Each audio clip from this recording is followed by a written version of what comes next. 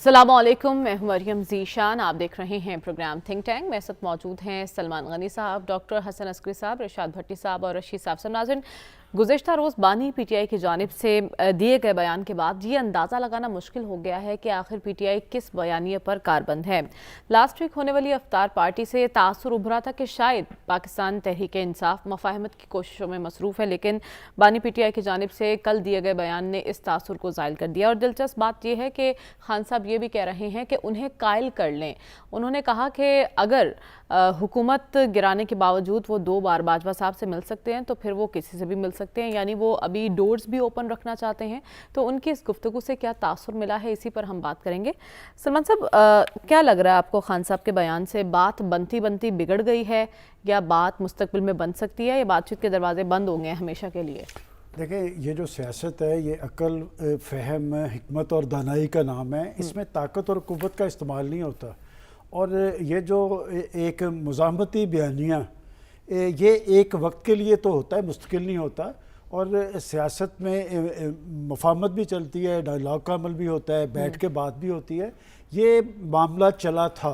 मैं आपको बता रहा हूँ कि ये मामला चला था, और ये पाकिस्तान की इस्टेब्लिशमेंट, पाकिस्तान की एक सियासी हकीकत है। उसने रियासत के मफादात देखने होते हैं, और ये मामला चला था। तो इसी के नतीजे में गिरफ्तारी के बाद चला था मामला।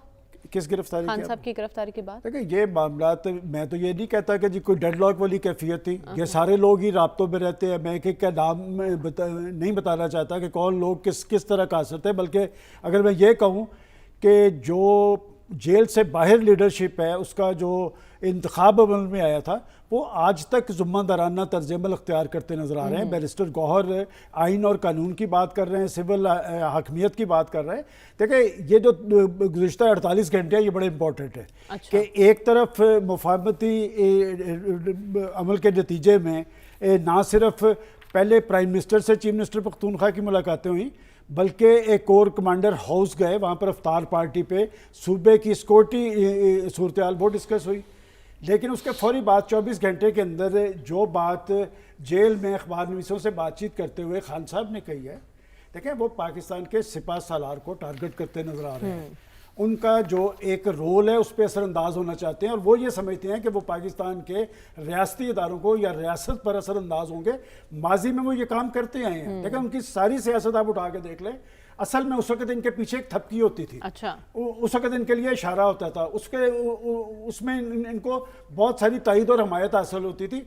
अभी वो नहीं थी। मैं समझता हूँ कि आप देखें कि नवाज शरीफ की सियासत क्या थी, कि नवाज शरीफ एक वक्त में मुज़ाहमती बयानिया अख्तियार किया था, फिर वो मुफाहमती बयानिए पे आ गए, और आज वो पाकिस्तान के हुक्मरान। आपको क्या लगता है खान साहब की अगर यही रविश बरकरार रही तो पीटीआई का सियासी मुस्तकबिल क्या होगा? देखिए, किसी भी पॉलिटिकल पार्टी का सियासी मुस्तकबिल होता है उसकी अवामी तायद और हमायत पे। बात ये कि मैं आज भी समझता हूँ कि उनकी पार्टी को अवामी तायद और हमायत हासिल है। क्या वो इसको कैश करा पाएंगे? कोई भी जो लीडरशिप होती है ना, सियासी तारीख इस अमर की गवाह है कि वो कितना भी जारहाना तर्ज अमल अख्तियार करे, बिल आखिर मुफाहमत पे और डायलॉग पे आना पड़ता है। कि नवाज शरीफ साहब वो जो एक वक्त में पाकिस्तान की इस्टेब्लिशमेंट को चैलेंज करते नजर आ रहे थे, उसके बाद उन्होंने बातचीत का अमल शुरू किया है। उस बातचीत के अमल में आज उनका भाई पाकिस्तान का प्राइम मिनिस्टर है, उनकी बेटी सूबे की चीफ मिनिस्टर है।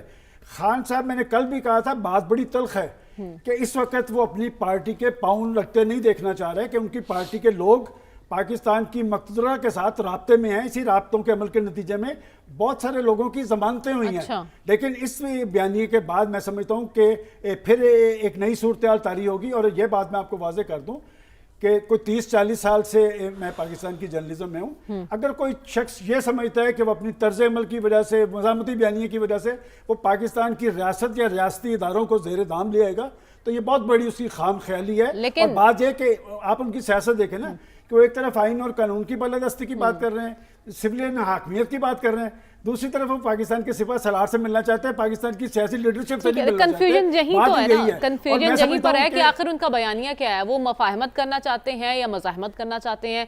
ना पूरी तरह से मज़ाहमत हो रही है, ना पूरी तरह से मफाहमत हमें होती नजर आ रही। मज़ाहमत की कोशिश की है, मज़ाहमत मुसलसल नहीं रहती। आखिरकार आपको मफाहमत की तरफ आना पड़ता है, मामला बातचीत से ही हल होते हैं। लेकिन साफ़ी साहब, यहाँ पर जो आपने कल बयान सुना उससे आपको क्या अंदाज़ा होता है? क्या मामला पॉइंट ऑफ नो रिटर्न तक आ चुके हैं या अभी भी कोई गुंजाइश बाकी है?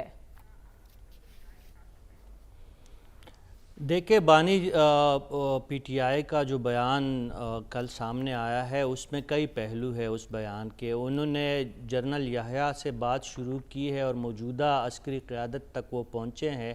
ہر دور میں انہوں نے کچھ ایسی چیزوں کی نشاندہی کی ہے جو حقیقت میں ہمارے ماضی کی جو جمہوری تاریخ ہے اس کے بدترین ادوار وہ تصور ہوتے ہیں. شیخ مجیب کا انہوں نے ذکر کیا کہ جس طرح ان کا مینڈیٹ چوری ہوا اور پھر جس طریقے سے اس ملک کو نقصان پہنچا.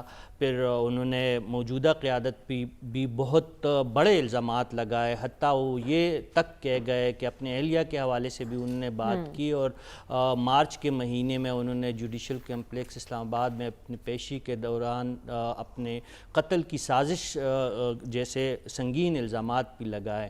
اول تو یہ ہے کہ جو باتیں انہوں نے کی ہے یہ تمام الزامات جو اپنی ذات کے حوالے سے ان کی بات تھی یا جو اپنے خاندان کے حوالے سے ان کی بات تھی, یہ الزامات ہی ہے اور ان کو ثابت کرنا اکثر بہت مشکل ہوتا ہے. لیکن وہ بانی پی ٹی آئی کے مزاج کے عین مطابق وہ بیان تھا جس پہ گرم جوشی تھی, جس پہ جو ان کی مزاج کی ایک گرمی تھی وہ ہمیں نظر آئی. جو مفاہمت کی باتیں ہوئی ہے کچھ ہفتے 10 دن سے جو ہم سن رہے تھے وہ بیان اس کے بالکل برعکس ہے. یعنی جو ہم سمجھ رہے تھے کہ شاید پی ٹی آئی کے جو بانی ہے ان کی واپسی کا سفر شروع ہو چکا ہے, فی الوقت اس کے آثار بہت کم دکھائی دیتے ہیں. دیکھیں مفاہمانہ پالیسی اس کے بہت جلد نتائج برآمد ہوتے ہیں. جو محاسمانہ اور جارحانہ پالیسی ہوتی ہے وہ صبر آزما کام ہوتا ہے, اس کے لیے آپ کو کٹن صورتحال سے گزرنا پڑتا ہے. لیکن بیک وقت آپ محاسمانہ اور مفاہمانہ پالیسی کو ساتھ ساتھ نہیں چلا سکتے. آپ نے جلد فیصلہ کرنا ہوگا کہ آپ کی پارٹی مفاہمت پہ آمادہ ہے یا مخاصمت کا جو ان کی ایک روش ہے اسی کو وہ آگے بڑھانا چاہتے ہیں. پھر جو ابھی سلمان غنی صاحب کہہ رہے تھے کہ کور کمانڈر ہاؤس میں اجلاسیں اور افطار پارٹیاں اڑانے کا پھر کیا مقصد ہے, پھر آپ کا جو ہے پیغام دینے کے کیا مقاصد ہے. اگر آپ لڑائی لڑنا چاہتے ہیں مقتدرہ کے ساتھ اور جن لوگوں پہ آپ کو شک ہے, لندن پلین کا ذکر آپ نہیں چھوڑ رہے ہیں, دانلی کا ٹھیک ہے آپ کا حق ہے, دانلی کا شور جو آپ مچا رہے ہیں اس کے حوالے سے آپ کا سٹانس میں کوئی نرمی نہیں آ رہی ہے, 9 مئی کے واقعات جو ہوئے ہیں اس سے آپ مکمل کنارہ کشی اختیار نہیں کر رہے ہیں, تو ایسے میں ہم کس طرح یہ تصور کر سکتے ہیں کہ پی ٹی آئی مفاہمت پہ آمادہ ہے. میرے خیال میں مفاہمت پہ آمادہ اس لیے بھی نہیں ہے. آپ اس وقت پہ حسن انتخاب دیکھ لیجئے گا عمران خان صاحب کا کہ خیبر پختونخوا میں جیسی ان کی حکومت ان کے ہاتھ آئی, انہوں نے علی امین گنڈاپور جیسے جوشیلے رہنما کو وزیر اعلیٰ بنایا. وہاں پہ مفاہمت کی پالیسی بڑھانے والے کئی اور لوگ موجود تھے جو ان کے لیے آسانیاں پیدا کر سکتے ہیں. آج حالت یہ ہے کہ علی امین گنڈاپور 1 مہینے میں اپنے لیے چیف سیکرٹری وفاق سے نہیں لے سکے, آئی جی کی تعیناتی میں وہ ناکام رہے ہیں. نقصان کس کا ہو رہا ہے؟ صوبے کے عوام کا, اس عوام کا جنہوں نے عمران خان صاحب پہ اپنی محبتیں اور اپنے ووٹ نچاور کیے ہے. تو یہ مخاصمانہ اور جارحانہ پالیسی جو ہے نہ صرف پی ٹی آئی کے وجود کے لیے خطرناک ہے بلکہ ان کے ووٹرز کے لیے بھی خطرناک ہے.